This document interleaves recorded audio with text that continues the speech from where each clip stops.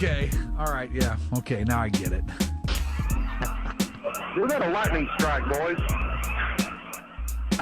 What happened over there, Grego? We had a little lightning strike right outside the window. The Texas Rangers win the World Series. All right. Here's a tip for all these Americano League teams. Don't. Wait, you said tip? Yeah, tip. Okay. With a P. Keep jamming. The ticket, colon, nothing but a big Gen X jerk-off session. This is a cool night or what? Although somebody would hear that and go, bullshit. I'm back, bitches.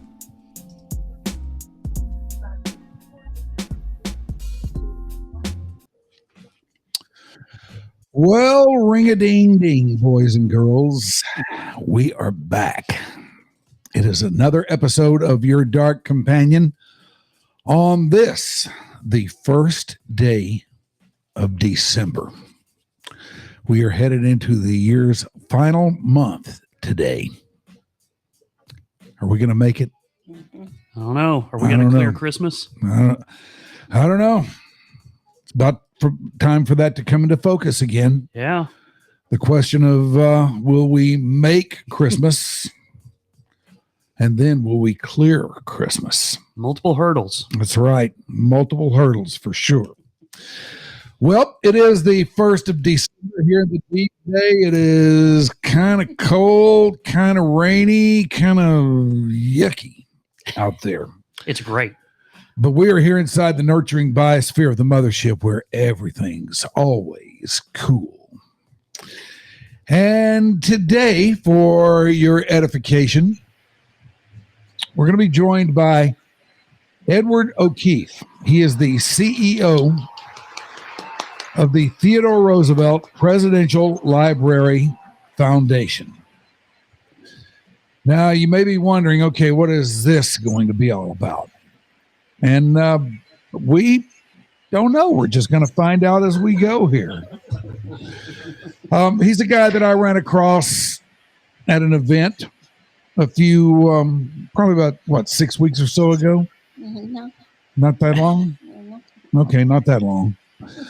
But I ran across him, and we thought that this would be an interesting guy to have on because of what he's got going on with the Theodore Roosevelt Presidential Library Foundation. I've always wondered, what's this whole presidential library trip like anyway? And today I get to find out. First of all, is it Edward, Ed, Eddie, what are you? Well, good to be with you, Mike and Grubes.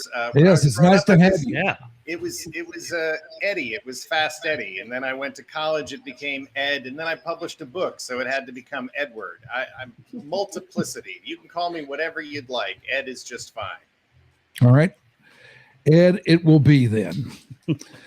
I want to dip into a little bit of your background because it's kind of interesting in the sense that you are a North Dakota guy. And I don't know about anybody else here in the room, but I run into very few North Dakota guys myself. It's just, down here, it's just not every day that we cross paths with somebody from that part of the world. And do you live here now, or what's your story? I grew up in Grand Forks, North Dakota, which is about as far north on the Red River as you can possibly get. So, you just jump on that Red River and keep on going until you can't go any further in the United States. Probably the coldest place in the country outside of maybe Buffalo or other spots. And had a great childhood there in Grand Forks, North Dakota. Great community, good people. I'm sorry you haven't come across more of us in your times, Mike. The closest that I've gotten so far is Sioux Falls. Okay, all right. I mean, you are almost to paradise. Yeah, that's very close. But I figured there must be some rivalry between the two, and you probably considered Sioux Falls as the dreaded Southland. That's right. It was way too southern for us. No. It's. I think it would, working on this project especially, I've learned that it probably would have made more sense if it was East and West Dakota. In the eastern part of the state, it's a lot of agriculture, farmers, more of the larger universities. So there's a lot of academics and professors and such. And then the western side of the state, it's the legislature, a lot of ranchers, totally different kind of cowboy vibe, western part of the state. But somehow we ended up being North and South Dakota, and no one knows which state was admitted to the Union first. It was a blind signature in 1889. So I think we would have been better off as North Dakota if we had been Dakota and South Dakota was South Dakota. Then we'd be the exotic place north of South Dakota, not the frigid kind of place that you imagine. Or you could have made them Dakota Junior. You could be Dakota, they'd make them Dakota Junior. That's right. That's right. Yeah, exactly. It's sort of a Dallas-Fort Worth thing, right? Yeah. Yeah. And you say you're from Fargo? Well, Is that I'm what you from north said? of Fargo, believe it or not. So yeah, even a little colder, little closer to Canada. Well, if you were from Fargo, another thing you could brag about is having a television series named after your town. Yeah, well, the biggest curse of my early life was that the Academy Award-winning film Fargo by the Coen brothers was released in 1996, which is the year I graduated from high school and went to college. And Mike, you're not the first person in my life to say that he hasn't met many North Dakotans. And so imagine going to college and all anybody knows about where I'm from is A, they've never been there, and B, we all talk like this and must be starring in Fargo, You betcha. We had Marge Gunderson and the Coen brothers. Thanks a lot there, then. Tell me a little bit about the presidential library, or just any presidential library. First of all, what does it consist of? We hear that term and I think, okay, well, what could be in there? Is this a collection of books that the president read when he was a kid, or exactly what is it? What are they? What do you find there? Well, the presidential library system started under Franklin Delano Roosevelt. So the distant cousin of the person we're honoring, Theodore Roosevelt.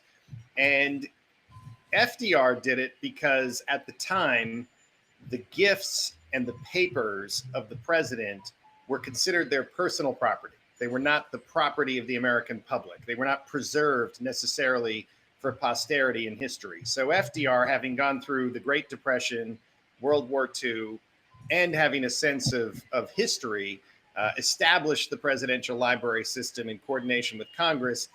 Herbert Hoover, who was still alive at the time, also did a presidential library, but it began with FDR, and every president since has built a presidential library, originally to store their artifacts and archives, but that is fast evolving, and the TR library is going to be very different than a collection of books. What's it evolving into?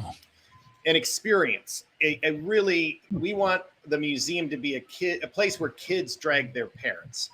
We're on 93 acres of pristine Badlands right next to Theodore Roosevelt National Park. And we like to say we want people to come in to get out into nature, to go on a hike, to go on a bike ride, or to ride horseback up to the presidential library. I would have thought that Texas, with 3 presidential libraries, might have beat us to that distinction, but we're going to be the only presidential library with a horse hitch. Wow. Damn. Well, I'm sure we've got one somewhere among the 3 of them. I know you think you would, but I've been to all 3 and they missed out. I mean, it could try to ride a horse to SMU, I guess. I mean, it might be. Now, you, as you mentioned a moment ago, came to this post from the world of broadcasting. Tell us about your time in that scene. Well, I started much like your vaunted career, Mike, in radio. I started with ABC News Radio in 2000 before I even graduated college. Did a whole host. I worked with Cokie Roberts and her husband, Steve, and you did a little bit of everything in radio, as you tend to do. And then I worked for ABC News for 12 years. I moved over to the television side. I covered 5 presidential elections. I covered the United States Congress and Supreme Court, the White House, so the presidencies of George W. Bush and Barack Obama in particular. Then I moved over to be the founding editor-in-chief of a mobile social video startup called NowThis, which is still in existence and has the distinction of being the very first platform to ever cut a video for Instagram and Facebook, which caught on. That tends to we saw something coming in 2012, and it's still around today. So you know how to post videos to Facebook. Well, yeah. I mean, what's crazy about when we did it is it had never been done. So they were really nervous about how it was going to work. They didn't think the audience was going to be receptive. And remember, Facebook was a peer-to-peer network, right? I knew Grubes from high school, and Grubes knew me. So we would connect on Facebook, and then that was it. And then they watched us in the news media and discovered what they later called newsfeed. And that was the beginning of sharing information on the internet and a social media platform. So it was fascinating, interesting work. And then went over to CNN, and for 5 years at CNN, I did all sorts of things, ran CNN politics and business and style and travel. And the most notable persons with whom I worked was I had the great pleasure of working with the late, great Anthony Bourdain on his program, Parts Unknown. Whoa. Wow. That's got some cred to it. That's got a little cred. I mean, we deeply miss Tony. I always like to say I was on the outside of the inner circle. You had to be a little bit of a broken toy to be on the inside. And I think my North Dakota roots made me a little too normal to be on that inside. But, brilliant writer and just a sorely missed voice. We did so many fun things. We were creating podcasts and audio where people would write down which restaurants he went to at all these different locations, and we would knit those together into an audio guide to different communities and cities. And we did a digital original series with Tony, that one of which won a primetime Emmy. So it was good, fun work while it lasted. He was one of one, man. That guy was just awesome. Well, and he had an ability to just he could connect with anybody, right? He was just as comfortable in Manhattan as he was in West Virginia, and nobody thought about politics or his perspective. I mean, he had that belief that you could really connect with a people and culture through their food, and you break bread with a person, and you'd see them in a whole different way. Did you ever share a meal with him? Yes. Oh, yes, absolutely. And more importantly, a beer, but yes. Hell yeah. Yeah. I mean, he was exactly who you saw. I mean, he was genuine. Loyal. His friends, people who had been with him for years, he'd bend over backward to make sure you were okay. Courteous, always early. That's the one thing I get asked, like, what's the most surprising thing? You could not beat this guy to an appointment if you tried. If you were going to meet him at 6 p.m. for dinner and you thought, I'm going to get there at 5:45, no way Tony will be there yet. He would have been there 5 minutes early. He was early for everything in his life. Very punctual. That's admirable. Yeah. That is really admirable. That makes me admire him more. Yep. Yep. Let's talk a little bit about the subject of your presidential library. The 25th president of this great land of ours, Theodore Roosevelt, the Rough Rider, if you will. Shoopy's got a Rough Rider cap on. Hello. Let's see, I believe he was preceded by McKinley, succeeded by Taft. Correct. That's good. Do you think he gets, I mean, he was kind of a unique figure, or at least that's always been my take on him. Now, I'm certainly no expert or anything like that, because we had to spend, when I was in school, we had to spend 6 weeks on the cotton gin every year. We didn't get around to too much in-depth presidential history study or anything. So I've kind of had to wing it on my own. And And compared to all the other guys that came before it in the, succeeding years after him, succeeding few years after him, he seems like kind of a unique guy. Oh, yeah. I mean, no question. Look, he is, every chapter of Theodore Roosevelt's life is a little more incredible and ridiculous than the last. I mean, if you wrote his life story and submitted it to an editor, it would get rejected for being far too farcical and fantastic. I mean, he grows up a sickly, asthmatic boy in 1858, born in 1858, raised in New York in the 1860s. He lives his life in his imagination and through books. He can't go out and live what he'll later call the strenuous life. And he goes on to not only be the first president of the American century, but he has these adventures out west as a cowboy. Yet he's an Eastern dandy. He's got a Northern father and a Southern mother. He's raised during the Civil War. Really, he's in a family divided, in a nation divided, a house divided, in a nation divided. And this forms this kind of frontier spirit, this strenuous commitment to action. And, from the River of Doubt in the Amazon to the Man in the Arena speech to, his African expedition after the presidency, getting nearly assassinated himself, coming to the presidency upon the assassination, the charge up San Juan Hill. I mean, again, I don't think you can find a more compelling president who arguably the most fascinating time of his life is outside of his presidency, right? Because in the White House, he's contained. I mean, most presidents, it's the time in the White House that you're focused on because that's the most interesting thing they did in their lives. Not Teddy. I mean, his whole life is one fascinating act after another. Is of all the things about him, what's the one thing that you would want those who come to the library to know? Is there any one particular thing that every time you think about him and think about that thing, you just go, man? Well, the reason that the Theodore Roosevelt Presidential Library is going to be in Medora, North Dakota, is because that is where Teddy went after the death of his wife and his mother on the same day in the same house, February 14th, 1884, Valentine's Day. And he lived and recovered in nature. I mean, he later said that I never would have been president except for my experiences in North Dakota.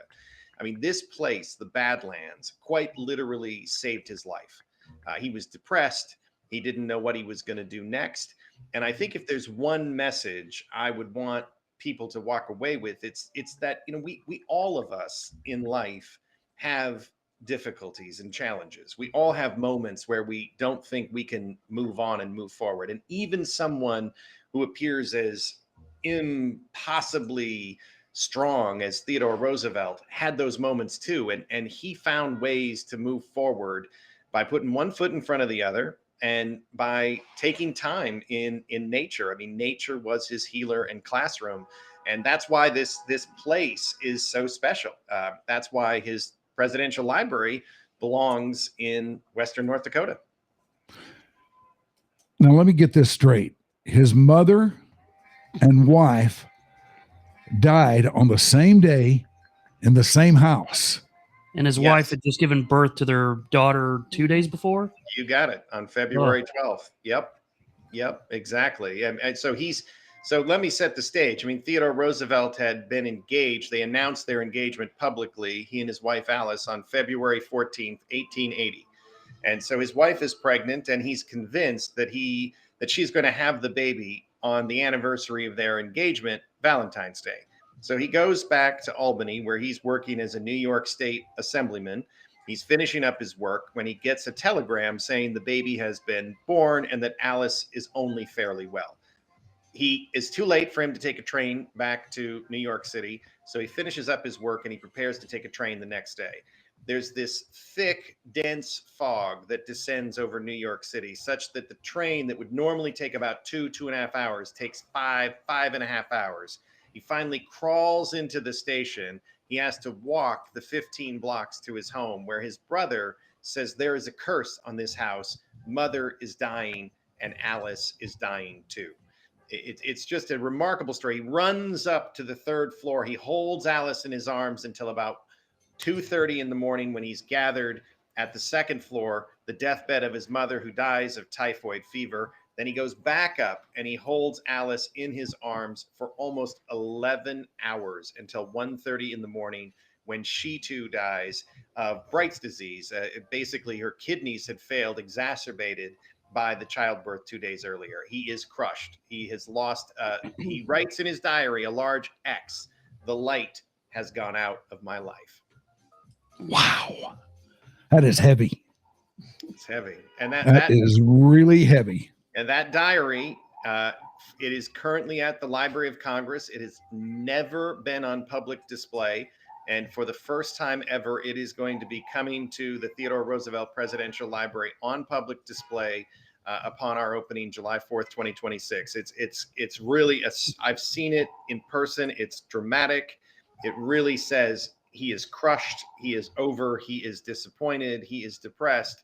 Doesn't know what he's going to do. Quite literally, the next page says, for better or worse, my life has been lived out. I mean, he goes to the bank, quits his job, doesn't run for re-election.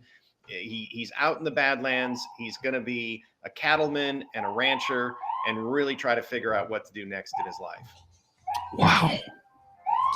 That's a bizarre story there. Yep. Let's go back to the Badlands of North Dakota. Now, tell us a little bit about the terrain in that part of the world and how it got that name and what it meant to him. Well, the Badlands are actually from a Native American description. They would cut the Mandan, Hidatsa, Arikara Nation, and the Standing Rock Sioux would both come through primarily this area. And the name Badlands was to indicate that this is not a place where you can settle. It's not a great place to fish or to hunt or to live. There is water, but it was intermittent through the Little Missouri. And so when the generals in the Native American wars came through, they called it hell with the fires out. I mean, it's almost a celestial kind of place. It's a bizarre Byzantine mix of colors and geology. You see 65 million years of geologic history unfolding like a textbook, and scoria. I mean, quite literally there are coal veins shooting through, and they're so hot they burn the scoria into clay.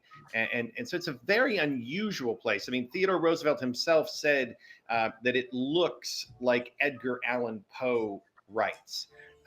So it suited his mood. I mean, to this day, when you're out there in Theodore Roosevelt National Park, you'll come across somebody who's going through a hard time. They're getting divorced, or they've lost their mother, or somebody's going through a cancer battle. And it has this kind of soulful respite, this connection with nature. And I think it was the tonic that Theodore Roosevelt needed most at the time. He needed to get out of the city and prove he could live the life of a rancher and a cowboy that he'd only read about in books and magazines and in his own mind. And he proved he could do it. I mean, he did live in all weather and all challenge and go on the roundups, and he got to chase after boat thieves, and he just, I think it proved to him that his life was not only worth living, but that he was up to the challenge that he had read about only in books. It's almost like he was trying to prove that to himself, yet he was sort of drawn to the place. There was something about the place that drew him in. Is that too far-fetched? No, it's not far-fetched at all. I mean, that's what he says about the place. I mean, the Elkhorn Ranch, which was Theodore Roosevelt's private ranch. So he had a working ranch, the Maltese Cross, and he had a private ranch, the Elkhorn. And the Elkhorn is now a part of Theodore Roosevelt National Park. It is known as the Cradle of Conservation. This is where Theodore Roosevelt's attachment and care for the land really took root into a philosophy that led to the preservation and conservation of 234 million acres of land. I mean, he saw the degradation of species like the bison. He saw the relationship between land and farmer and rancher, and it imbued him with a different kind of philosophy that turned into action. I mean, how could this rich, elite New Yorker possibly understand the common American? Well, he lived and worked alongside them for the better part of 2 years, and he owned that ranch for nearly 20. He's a different kind of character because he really gets down with the people and understands their perspective in a totally way that's different and foreign to the way he lives and where he's from. Another thing about him, as I was looking over some stuff today that kind of jumped out at me, is he seems like he was really a really good people person and really able to bring people together. And no matter, which side you're on, maybe you're progressive, maybe you're conservative, whatever the case may be, he was able to cut through all that and get everybody on the same page. Is that is that your take on him? Well, Mike, I like to say that Theodore Roosevelt is like a Rorschach test. What you see in him says more about you than it does about him. Elizabeth Warren's favorite president is TR. Josh Hawley's favorite president is TR. Mitt Romney and Barack Obama's favorite president, TR. George W. Bush and Bill Clinton cite TR as their favorite presidential examples. He crosses party lines, and he does bring people together in a civic kind of way and reminds you that we're all first and foremost Americans, and TR would say global citizens as well. Now, I'll bet folks here in our Fairburg and folks in the great state of Texas don't know this. He was the first sitting president to visit our great state. Do you know that, Shoopy? I had no idea. He did in 1905. The very first. Tell us a little bit about what you know about that voyage down here for him. Well, Theodore Roosevelt had a great attachment to Texas because his training for the Rough Riders actually took place in San Antonio. And if you've ever been to the Menger Bar or hotel, or spent a little time in San Antonio, it's a great tribute to that motley crew of amazing Americans from all different walks of life. And so TR was very familiar with Texas. He made a point of coming back through Dallas en route to a Rough Rider reunion that was going to be taking place in San Antonio. So he visited Dallas, he visited Fort Worth, he went on to San Antonio. He was competitive in the state of Texas, which at the time was a very heavily Democratic state. So the fact that he was willing, again, getting to sort of the cross-partisan, bipartisan, nonpartisan nature, he had this unique identity. So he made a point of going to places where at the time the Republican president wouldn't really bother to spend much political capital. Yeah. Now the Rough Riders may be what he's best known for, maybe, and they too have a legacy in Texas, not to mention a minor league baseball team named after them. What were the Rough Riders? Were they law enforcement, or what were they exactly? Well, this is this fascinating to me. I hope the audience finds it as fascinating as I do. I mean, so after the Civil War, there was no appetite for a large standing military, right? Million Americans, blue and gray, had died in combat. And so the standing army by 1897, the year before the Spanish-American War, was only 28,000 soldiers. And so the idea that the United States of America would invade or combat in any sort of foreign war was absurd because they didn't really have the manpower for it.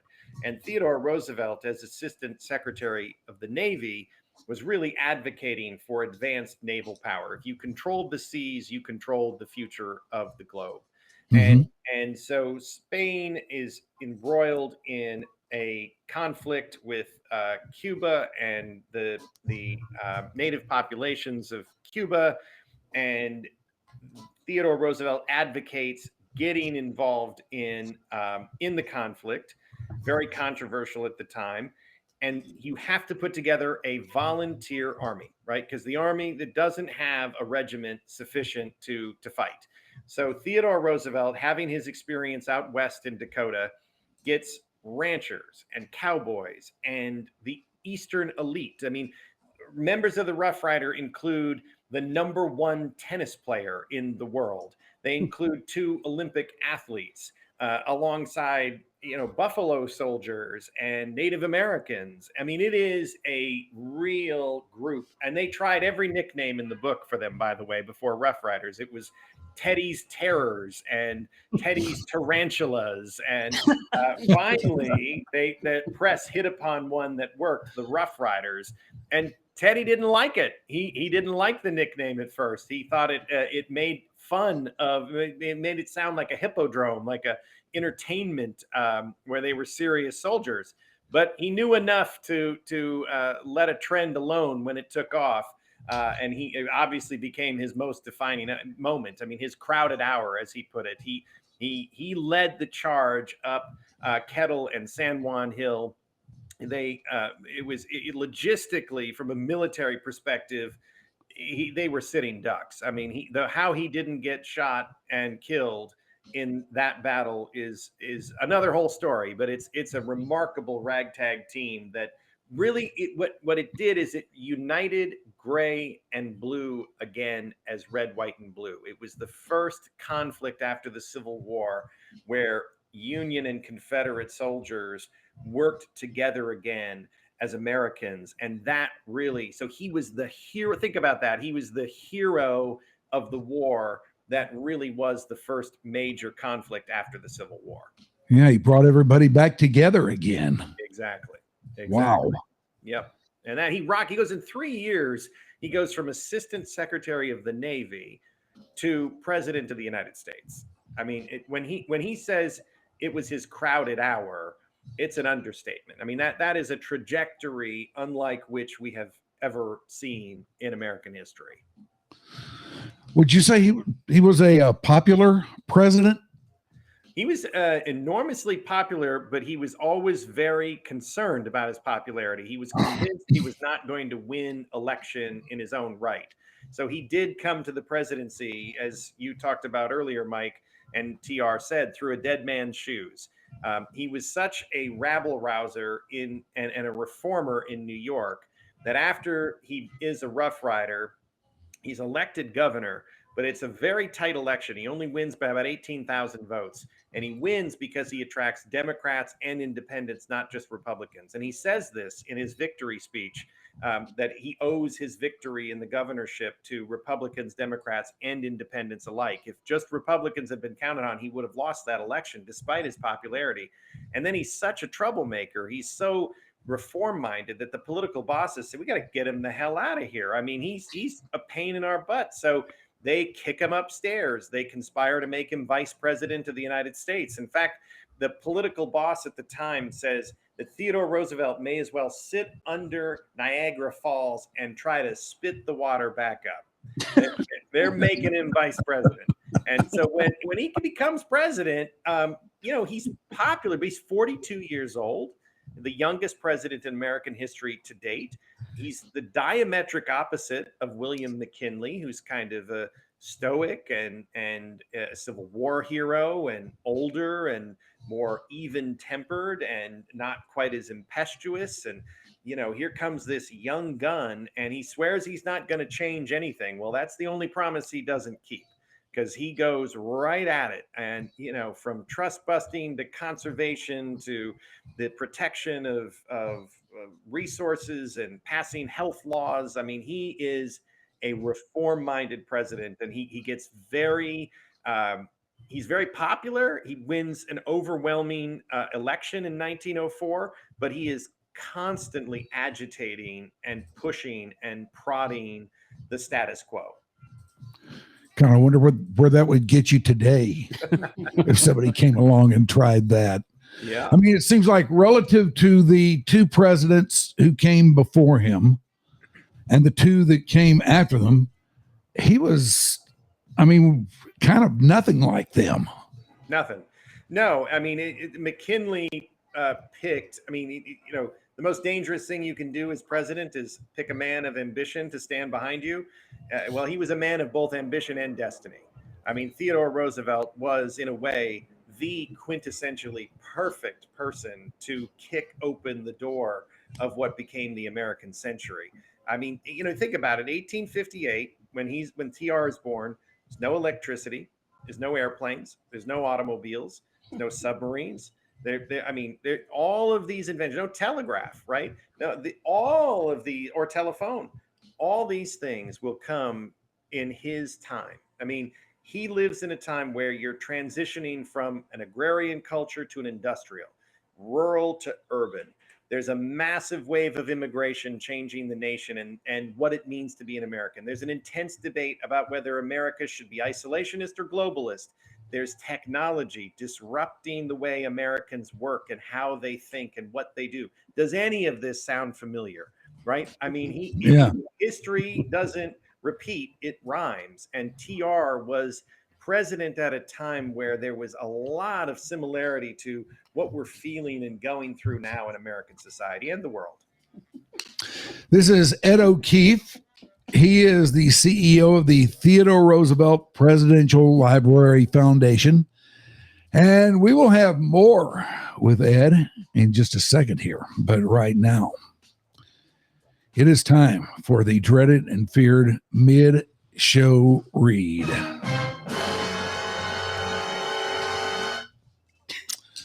What do we have here? The usuals? All right. Let us speak just for a second here to those of you who are roaming through this world in pain. Maybe you're just not feeling right. You'd like to get things squared away, but you've tried this, you've tried that, and none of it has worked out for you. Let me ask you this. Have you tried CBD yet? Well, if not, why not? I mean, why haven't you? And why not do it? Can't hurt, could help. I know it did for me because I was going through something like this not too long ago myself. And I went to see the folks right here at this place, the CBD House of Healing. I went to see them, and they gave me some stuff that worked for me. Now, I know what you're thinking. I'm on this, okay? I've got you figured out. You're thinking that I'm directing you into some kind of head shop where they're going to load you down with zigzags and send you on your way. No, that is not how this works at all. At the CBD House of Healing, their owner is a registered nurse, and she is familiar with what works and what doesn't. She will listen to whatever's going on with you, and I'll bet you anything that she's going to, number one, have something there that can help you out, and when you try it, it will help you out. Number two, it did for me. That's all I can tell you is it did for me, and I know it will for you too, or I'll bet it will for you. So if you're walking around hurting or you can't sleep or anything like that, go talk to the folks at the CBD House of Healing because they got something good for you.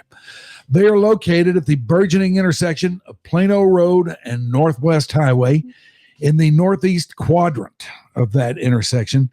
So go by there and check it out and tell them you heard about it from us here on YDC and let the CBD House of Healing fix you up.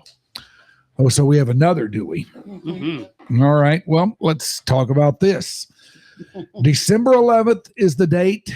December 11th, just a few days away. 5:30 is the time. The place is the Barley House on SMU Boulevard here in Dallas. We're going to be celebrating the 11th annual day of GivingMas. Join me and a gathering of supporters, sponsors, friends of GivingMas for dinner, great Barley House drinks, and the music of Tom Petty and the Heartbreakers as performed by Little Petite Theft. Now, I know you remember Mike Keating of YDC fame and the story of the hardworking foundation that he began. Well, Come out December 11th to hear the success stories for yourself and be part of helping Dallas area families rebuild their stability and give them hope during the holidays. Early bird tickets are available now for $40. These include dinner, your first drink on GivingMas. There will be a raffle for excellent prizes, a silent and live auction that evening as well. Raffle tickets are also available now on the website. And don't forget Petty Theft Downbeat at 6:30. Early bird pricing ends actually today. So get down on this. So go to GivingMas.org. That's GivingMas.org and get your tickets now. And come see us on the 11th of December for GivingMas at the Barley House. All right, now back to what we're doing here. He was the Teddy Roosevelt we're talking about here with Ed O'Keefe, the CEO of the Theodore Roosevelt Presidential Library Foundation. Now, of course, you mentioned Speak Softly and Carry a Big Stick. When I was in the 5th grade, we were learning about presidents and stuff. And when it came time to talk about Theodore Roosevelt, that was the quote that he was best known for. Speak softly and carry a big stick. Is there anybody out there on the scene today, on the political scene today, that brings him to mind for you? Oh boy. Wow. I think Theodore Roosevelt, like every successful president after him, understood how to communicate in the medium that is most popular of his time, right? So in TR's time, he understood the cycle of newspapers. He basically invented the news cycle, because what he would do is on Sunday night, he would talk to a reporter. He would leak information or put information that he strategically wanted to be the headline on Monday morning.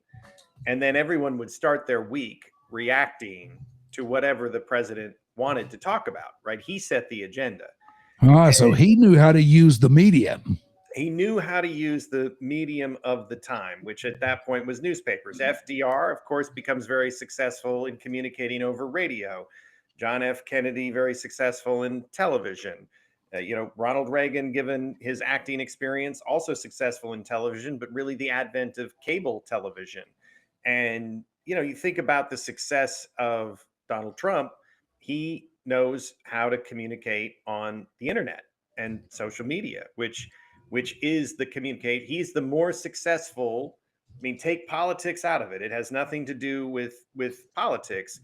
I see that, the president or the candidate who understands how to communicate with the people in the medium of the moment is generally the one who wins. Yeah. And undoubtedly that has been Donald Trump over the past decade. And there's others who are good at it, but not quite as masterful. I think I never take TR out of his time and place. I never try to say, well, he would have believed this or he would have believed that. But I think that's a universal kind of message is the being able to communicate with people and being able to explain what you believe in and what you intend to do or what you are doing is an absolutely essential skill for anybody who wants to make a difference or certainly a politician. What did the political party situation look like back in his day? It was a mess, right? I mean, you've got so think about this. Not only did TR come to the presidency upon the assassination of William McKinley, but 3 presidents, including McKinley, in the past 25 years had been assassinated. So it's a violent time. I mean, you also had assassinations in the mayor of Chicago was assassinated during this time. There were prominent state senators. So political violence, for better or worse, has always been a part of our democracy. It is not a fortunate part, obviously. It is a very unfortunate part, but it was a violent time. I mean, they there was Republicans, there were Democrats, there were independents, there was a vibrant socialist party. The 1912 election in which TR bolts the Republican Party, he does so, and the socialist Eugene Debs wins a decent amount of the vote. There's a real split in the Republican Party about basically from Lincoln forward, the Republicans won every presidential election for almost 20 years, 25 years, in fact. And in 1876, you had a tie election that, went to the Congress to resolve. So we're not new to political infighting within parties changing the definition of who they are and what their constituency is. We're not new to having third and fourth parties. No party has taken hold like the Democratic Party or the Republican Party to become an established third party, but there have definitely been elections, both modern and in TR's time, where third and fourth party candidates have had an effect. So it was a roiling, crazy, upside down kind of time where reformers and stalwarts and Democrats and independents and socialists and communists and everybody you could think of was influential on the political process. Did he have any one guy who he was particularly contentious with? Oh, yes. There's a lot we could talk about here, but one fascinating relationship is with J.P. Morgan. So J.P. Morgan, maybe less flamboyant, but the Elon Musk of his time, right? He's maybe the most wealthy person in the entire world. He's an industrialist and a dedicated capitalist. He and TR are both from New York. They're about 20 years apart in age. JP Morgan is 20 years older. They believe in a lot of the same things in terms of capitalism, opportunity, economic structures, but TR has this fundamental belief in fairness and equality for the worker as well, which, TR does some crazy things for the time. TR invents the 8-hour workday because he's advocating for 40 hours of work a week and that workers ought to get rest. So TR essentially invents the weekend, right? There was no such thing as a weekend. You were just working. And well, we thank him for that. We do. So JP Morgan, when TR comes into office, JP Morgan says, I fear Theodore Roosevelt because I don't know what he'll do.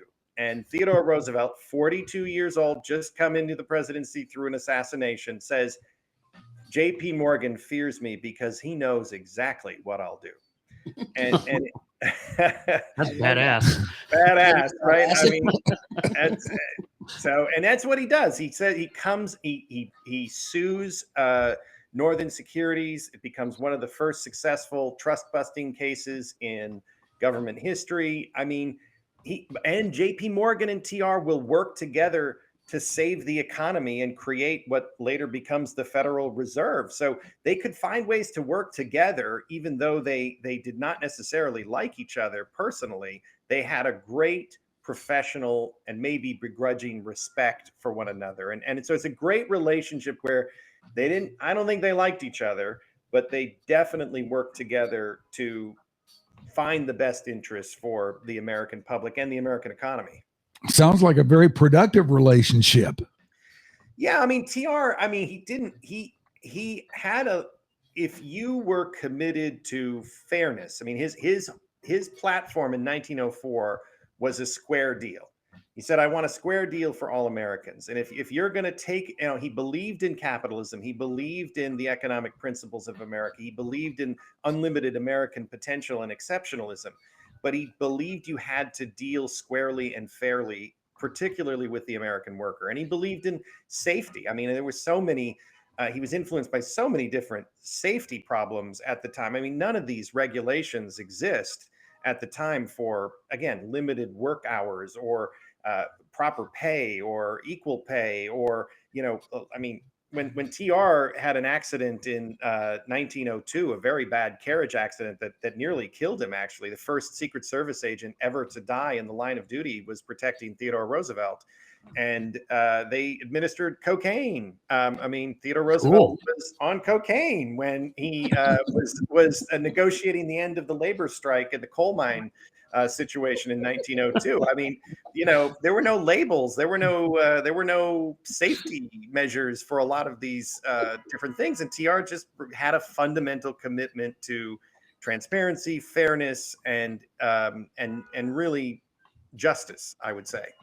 We need more presidents to do deals on coke. See, No, see, Ed, these children in the room are giggling about this. I'm not. I thought they would Because enjoy it. I'm very well aware of cocaine's medical value at that time. Grubes, you know it's true. It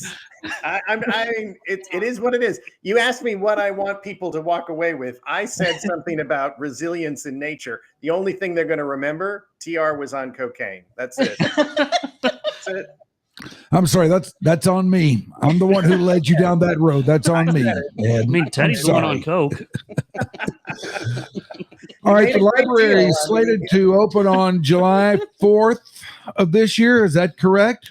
Yes, the 250th anniversary of America. Yes, to July 4th, 2026. Oh, 2020. I'm sorry. I'm getting We don't a have a little lot ahead of of this year myself left. there. I'm sorry. All right. You haven't cleared Christmas yet. No, that's right. We haven't cleared. We haven't even made Christmas yet, let alone cleared it. So is everything on SCAD? And if somebody in the YDC scene wanted to contribute or get involved or something like that, how could they? Yeah, well, please, we need everybody in the arena, everybody that wants to be a part of this historic and ambitious project. It is one of the largest private philanthropic, it actually is the largest private philanthropic effort ever to take place outside of the gateway of a national park. We're very fortunate to have benefactors and contributors from all 50 states and 12 countries. Please come get involved, get in the arena, trlibrary.com/donate. There you go. Which I was going to say. trlibrary.com/donate. Yeah. What are you guys doing over there? Oh yeah, we got a little map that I now, since I'm holding it up to the camera, can't really see what it says on it. Oh, it just shows the triangle. Oh, it's where it is to Yellowstone and where it is to Mount Rushmore. So if you want to get there, and I was going to say though, getting the little notes that we got from our friend David Clouston, who went to North Dakota State. He's from North Dakota. and went to North Dakota, yeah. Went to school at NDSU. But he sent us a big rundown of just some of the cool stuff that the library is going to have, like virtual trip down the Amazon River, virtual campfire exhibit in the Badlands, an AI Teddy built using all his digitized speeches and works, a living roof with a half-mile path you can hike and picnic on. Like, this place is going to be badass. Grubes, you're hired. Thank you. It. That's it. All right, And I'll it's see you guys later. Straight shot from Dallas. You just point the car north and you'll get there. Oh yeah, I got my own private jet, so we're good. Wait, why did we find commercial then? Yeah, I like to chill with the common man every now and then. Yeah. I'm like Teddy. That's right. Yeah. And hey, while you're on your way, you can stop at Mount Rushmore. You can go head west and go to Yellowstone. You can visit Glacier. We've got it all. Nice. The Theodore Roosevelt Triangle. That's what we're gonna. You can come on, visit, and knock off multiple national parks and Mount Rushmore while you do it. Weekend, I can. All right, YDC road trip. We are going. No doubt about it. Mount Rushmore. Yeah. Well, Ed, we cannot thank you enough for doing this with us today. This has been very informative, very interesting, and I'll bet all our YDC peeps have dug it. Thank you very much. It's my pleasure to be with you. We look forward to welcoming you to Medora. Yay. All right, there he is. That is Ed O'Keefe. He is the CEO of the Theodore Roosevelt Presidential Library Foundation. Hope you've enjoyed what we've had for you today. If you have, what we need you to do is get us out there. Get on your social media and like us and share us and spread us around and drop us in here, drop us in there, drop us in anywhere. Just drop us in sometime. And we will be able to keep doing this, and you will be able to keep digging it, and everybody will. It'll work out just great for everybody. Thank you, Becca. Thank you, Ashley. Thank you, Shoopy. Thank you, the YDC masses out there. Next time, bye. Nobody would have thought that I would be the one. Rhyner, Uh-oh. sports Hell. talk. Close it. Whoops. Nobody would have thought. Oh, God.